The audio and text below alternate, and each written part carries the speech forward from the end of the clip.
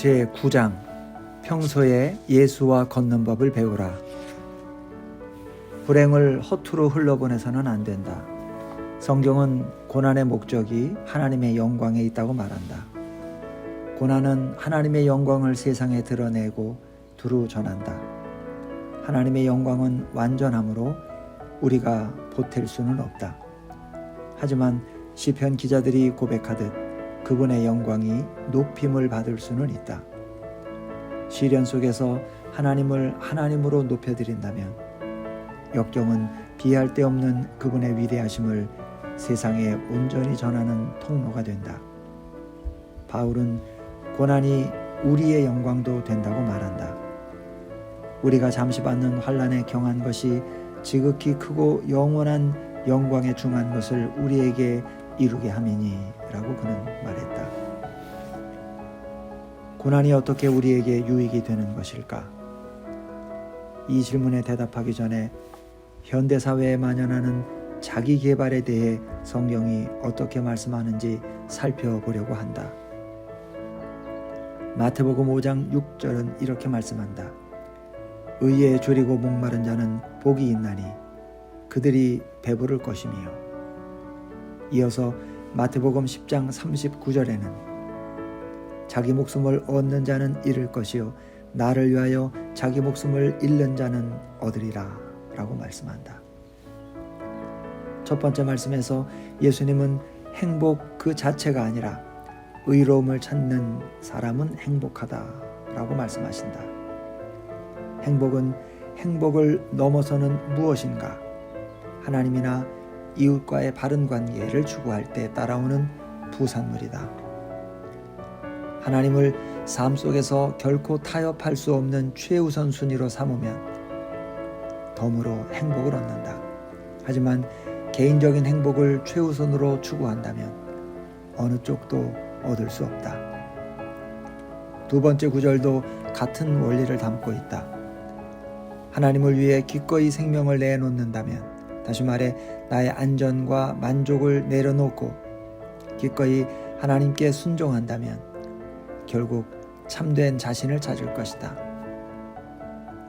그리스도 안에서 자신의 참 모습을 발견하고 마침내 평안을 누린다.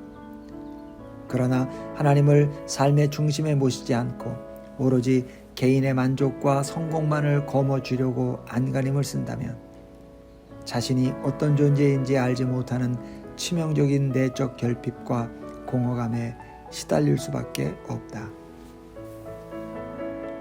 개인주의를 앞세우는 서구 문화 안에서는 이런 말씀들이 모순으로 비춰질 수밖에 없다. 하지만 이런 말씀들은 고난을 겪는 크리스천들에게 매우 중요하다. 하나님은 인간의 삶이 형통하도록 돕는 조력자나 코치 정도가 아니라 그야말로 존귀한 하나님이시기에 마땅히 믿고 따라야 한다. 내게 필요한 것을 얻어내기 위해서가 아니라 하나님이 높임 받으셔야 마땅한 분이시기에 믿고 의지해야 한다. 내 이익을 위해서가 아니라 하나님을 위해 그분을 사랑하고 순종할 때 우리는 강하고 지혜로워지기 시작한다. 나 자신이 아닌 하나님을 구할 때 결국 하나님의 영광과 나의 영광 두 가지 모두를 만나게 된다. 하늘나라를 추구하면 세상을 덤으로 얻지만 오로지 세상만을 따르면 아무것도 얻지 못한다. 살아계신 하나님을 있는 그대로 받아들이는 마음가짐은 우리를 슬기롭게 한다. 그것이 진실과 마주하게 해주기 때문이다. 마치 캄캄한 방에 전등을 켜면 이런저런 세간에 부딪히지 않고 걸을 수 있는 것과 마찬가지다. 하나님의 공의와 위대하심, 주권과 지혜, 그분의 사랑을 제대로 볼 수만 있다면 쓰라린 상처나 오만, 염려와 낙심에 빠져 비틀거리지 않고 세상을 살아갈 수 있다. 내 유익이 아니라 하나님의 영광을 좇으면 역설적이게도 그제야 나의 영광이, 다시 말해 나의 성품과 겸손, 소망과 사랑, 기쁨과 평안이 높아지고 깊어진다.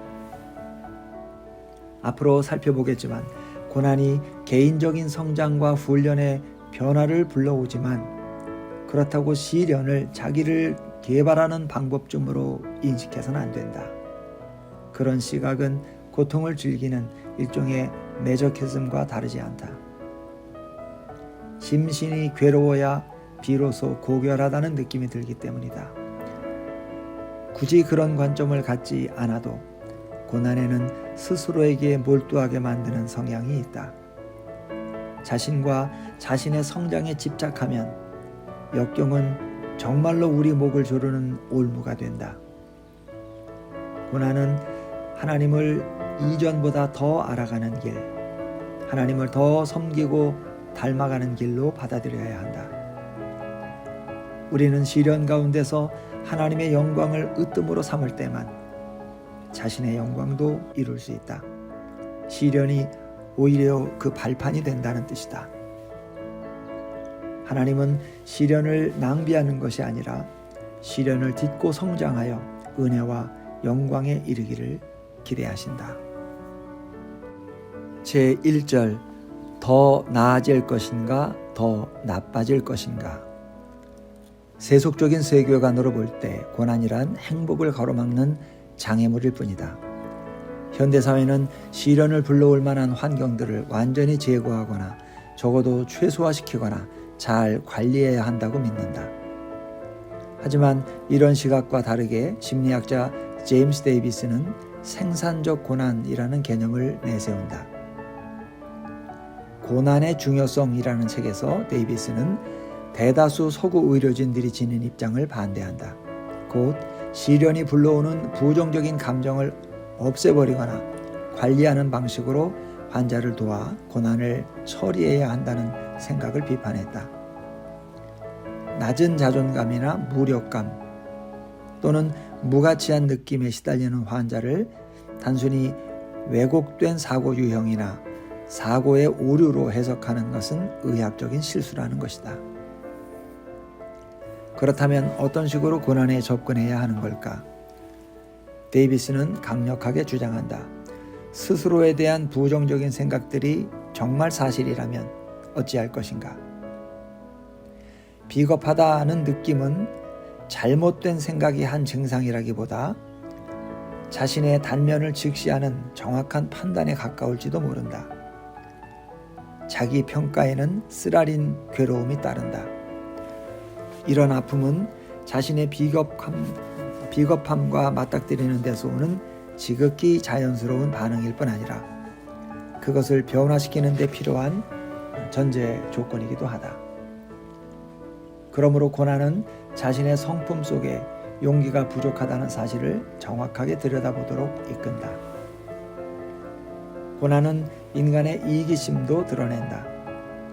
데이비스는 여러 연구 결과들을 제시하면서 낮은 자존감은 결코 보편적인 문제가 아니라고 주장한다. 이는 곧 낮은 자존감에 시달리는 사람보다 자기애에 심하게 감염돼 다른 사람을 사랑할 줄 모르는 이들이 훨씬 더 많다는 것을 지적하는 것이다. 그들은 자신의 필요와 관심사 너머에 있는 것을 전혀 보지 못하기에 타인의 어려움과 아픔에 공감하는 능력이 없다. 자신이 최우선이므로 모두가 자신에게 맞춰야 한다고 믿는다. 데이비스는 슬럼프를 겪은 이들은 그렇지 않은 이들보다 더 슬기롭게 현실을 대할 수 있다고 단언한다. 이런 그의 주장은 서구 사회가 지향하는 문화와 매우 다른 지향점에 있다. 그는 한 번도 우울해 본 적이 없는 이들은 제 삶을 좌우할 수 있는 통제력의 크기를 과대평가하는 경향이 있다고 지적한다. 물론 슬럼프가 과하면 몸과 마음이 허약해지지만 사실 심체의 경험은 자신의 한계가 어디까지이며 그 영향력이 얼마나 큰지 판단할 수 있게 돕는다. 데이비스와 조너선 하이트를 비롯해 시련의 유익을 내세우는 학자들은 역경이 저절로 삶을 향상시키는 것은 아니라고 못 박는다. 하이트는 시련에 대처하는 두 가지 상반된 방법으로 능동형 대처와 재평가, 그리고 회피형 대처와 부정을 꼽는다. 그가 제시한 두 번째 전략은 심각한 재앙을 불러올 수 있다. 그것은 현실을 부정하거나 회피한다든지 술이나 약물을 비롯해 위안이 될 만한 무언가로 정서적인 반응을 둔화시키는 노력이기 때문이다. 반면에 첫 번째 전략은 고통스러운 환경들을 변화시키려는 노력과 내면의 성장이 결합되어 성숙한 삶으로 이어진다. 달리 말하자면 하이트와 데이비스는 고난 가운데 흔들림 없이 걷기와 고통을 부정하는 방식인 꼼짝 않기, 드러눕기, 도망치기를 구분한다. 위험 요인은 사방에 도사리고 있다. 고난은 인간을 이전보다 더 나았게 하거나 더 못하게 만든다. 하이트는 고난에 맞서는 것이 아니라 단순히 고통을 줄이고 관리하는 데 공을 들이는 이들이 쓰라린 상처에 취약하며 무력감에 쉬이 사로잡힐 수 있다고 설명한다. 그는 세상이 철저하게 불의하며 삶은 완전히 통제불능이고 모든 일은 통상적으로 최악의 결과를 향해 굴러간다고 장담한다. 그러나 역경은 인생의 이야기, 곧 시련이 삶의 이야기를 망가뜨려 놓은 바로 그 자리에 보석 같은 교훈을 아로새겨 넣는다. 따라서 고난에 대한 올바른 접근은 놀라운 성장을 가져오는 반면 그릇된 전략은 시련 앞에서 무너지게 만든다. 삶에 닥친 시험과 어려움은 인간을 빚어내든지 아니면 망가뜨리든지 둘 중 하나다. 어느 쪽이든 아무런 변화 없이 그대로 남아있을 수는 없다. 제2절 우리의 고난을 어떻게 사용하시는가? 성경 역시 하나님이 고난을 사용해 우리의 연약함을 걷어내고 단단하게 만든다고 가르친다. 신약 성경만 하더라도 베드로전서 거의 대부분을 비롯해 이를 뒷받침하는 본문이 헤아릴 수 없이 많다. 우선 고난은 스스로를 바라보는 시선을 바꿔놓는다. 우리를 겸손하게 하고 비현실적인 자존심과 오만을 없애준다. 인간이 얼마나 연약한 존재인지 여실히 드러내는 것이다. 앞에서 데이비드가 지적했듯이 서구인들은 삶의 흐름을 제 힘으로 얼마든지 좌우할 수 있다는 비현실적인 생각을 품고 있다. 그러나 시련은 그런 무지를 걷어낸다. 역경은 흔히 생각하는 것처럼 인간의 연약함을 자각하게 하고 항상 하나님께 기대어 살 수밖에 없는 존재임을 보여주기 위해 우리를 무기력한 통제 불능의 상태로 몰아가지 않는다. 단지 그 사실을 깨닫고 거기에 따라 살도록 우리를 도울 뿐이다. 또 고난 앞에서 인간은 자신의 연약함과 마주한다. 시련은 우리의 바닥을 드러낸다. 우리는 시련 앞에서 나약한 믿음, 분노와 게으름, 타인에 대한 냉담함, 염려와 증오 같은 온갖 허점을 적나라하게 노출한다. 시련 앞에서 우리는 비판적이고 너그럽지 못하다. 충동적이고 참을성이 없다. 화를 내고 고집불통이며 다른 사람의 말도 귀담아 듣지 않는다. 혼란스러운 일이 벌어질 때마다 속수무책으로 무너지고 너무 쉽게 자기 연민에 빠지기도 한다. 고난은 그런 내면의 결함을 한결 누그러뜨려준다. 괴로운 시기를 거치면서 자신의 흠을 부정하는 자세에서 벗어나 적극적으로 변화하는 과정을 시작하게 되는 것이다. 둘째로, 고난은 우리 삶의 여러 좋은 것들을 대하는 우리의 태도를 완전히 바꾼다. 역경은 우리가 지나치게 중요하다고 여겼던 일들이 무엇인지 깨닫게 한다. 일터에서 맞닥뜨린 실패와 좌절로 치명적인 타격을 받았다고 하자. 상실감과 큰 슬픔을 맛볼 만한 일에는 틀림이 없다. 하지만 그제야 비로소 직장에서의 지위나 위상, 명예를 지키는데 너무 큰 비중을 둔 나머지 적지 않은 고통을 겪어왔음을 실감하게 될 것이다. 좌절은 인생에서 정말로 중요한 것, 곧 하나님과 다른 사람들에게 더 큰 소망과 의미를 둘 수 있는 특별한 기회가 될 수 있다. 역경은 우리를 한층 단단하게 만들어 다시금 좌절을 겪더라도 지나치게 낙담하지 않게 한다. 또 예전에는 알지 못했던 새로운 기쁨의 샘에 물꼬를 열어준다.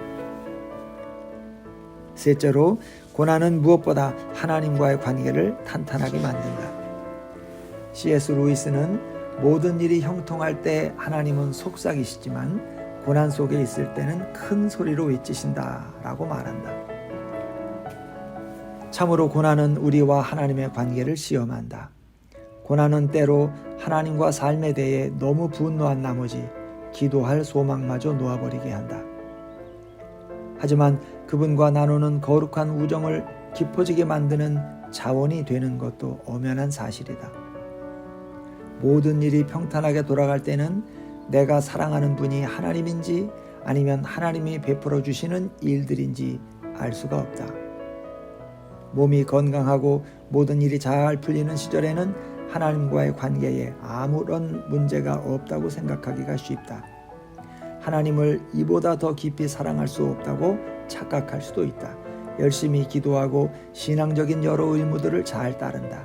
그럴 때 마음이 편하고 무언가 보답하는 느낌이 들기 때문이다. 하지만 하나님이 큰 소리로 우리를 부르시는 소리를 들을 수 있는 시기는 고난을 겪는 동안뿐이다. 내가 시시콜콜 네 시종을 들어주는 덕에 우리 사이가 이토록 원만한 건 아닐까? 너는 무엇 때문에 나와 관계를 맺었니? 나를 부려서 널 섬기게 하려는 의도였니? 아니면 네가 날 섬기려는 마음에서였니? 무엇보다 날 사랑하고 있니? 그저 내가 네게 주는 것들만 사랑하는 건 아니고? 이처럼 시련은 하나님을 향한 우리의 믿음 가운데 섞인 불순물들을 걸러낸다. 어떤 면에서 하나님을 향한 믿음이 정말 있는지 드러나는 순간은 오로지 고난을 지날 때뿐이다. 따라서 하나님과 맺은 사랑의 관계가 점점 순수해질 수 있는 것도 역경을 통과할 때뿐이다. 고난은 출구를 찾을 수 없는 막다른 길로 우리를 몰아 하나님께 기도할 수밖에 없게 만든다. 이런 경험은 메마르고 고통스럽다. 하지만 하나님께 단단히 붙어 있으면 상상을 뛰어넘는 거룩한 하나님의 사랑과 기쁨을 맛보게 된다. 목회자 존 뉴턴은 몹시 슬픈 일을 당한 여인에게 이런 편지를 썼다. 무엇보다 은혜의 보좌로 꾸준히 나아가십시오. 끊임없이 주님께 가까이 가려고 애써도 아무 유익을 얻지 못한다는 느낌이 들 정도라면 그분께 멀어진 상태에선 그야말로 아무것도 얻을 수 없을 것입니다. 마지막으로 고난을 통과하지 않고는 고통스러운 누군가를 위로할 수 없다. 역경은 고통당하는 다른 사람들에게 깊은 연민을 품게 한다. 어려움을 겪어보지 않으면 고난당한 자의 슬픔을 절실히 이해할 수 없다.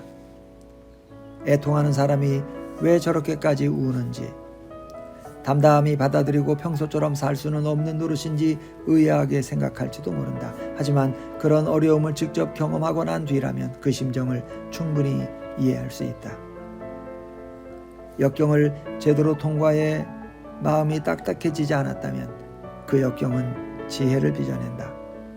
고난은 치유자가 되게 하고 슬픈 사람들을 위로할 폭넓은 통찰을 갖게 한다. 고린도후서 1장에서 바울은 이렇게 말했다. 찬송하리로다. 그는 우리 주 예수 그리스도의 하나님이시요 자비의 아버지시요 모든 위로의 하나님이시며 우리의 모든 환난 중에서 우리를 위로하사 우리로 하여금 하나님께 받는 위로로서 모든 환난 중에 있는 자들을 능히 위로하게 하시는 이시로다. 그리스도의 고난이 우리에게 넘친 것 같이 우리가 받는 위로도 그리스도로 말미암아 넘치는도다. 우리가 환난 당하는 것도 너희의 위로와 구원을 받게 하려는 것이요 우리가 위로를 받는 것도 너희가 위로를 받게 하려는 것이니 이 위로가 너희 속에 역사하여 우리가 받는 것 같은 고난을 너희도 견디게 하느니라. 너희를 위한 우리의 소망의 견고함은 너희가 고난에 참여하는 자가 된 것 같이 위로에도 그러할 줄을 알미라. 고난은 하나님이 주시는 말로 설명할 수 없는 위안으로 바울을 이끌었다. 본문은 하나님의 영광에 대한 깊은 시각, 주님이 주시는 사랑과 기쁨을 맛보는 새로운 경험, 참된 자기 이해와 성장, 삶과 인간 본성에 대한 통찰들에 관한 이야기다. 바울은 고난이 주는 깨달음을 가지고 다른 사람들을 위로했다. 고통 속에 있는 자들을 격려하고 그들과 고난이 주는 깊은 위안에 대해 나누었다.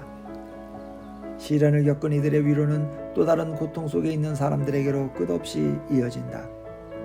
교회는 풍성한 위로의 공동체이자 역경을 지나는 동안 끊임없는 지원을 얻는 곳이다.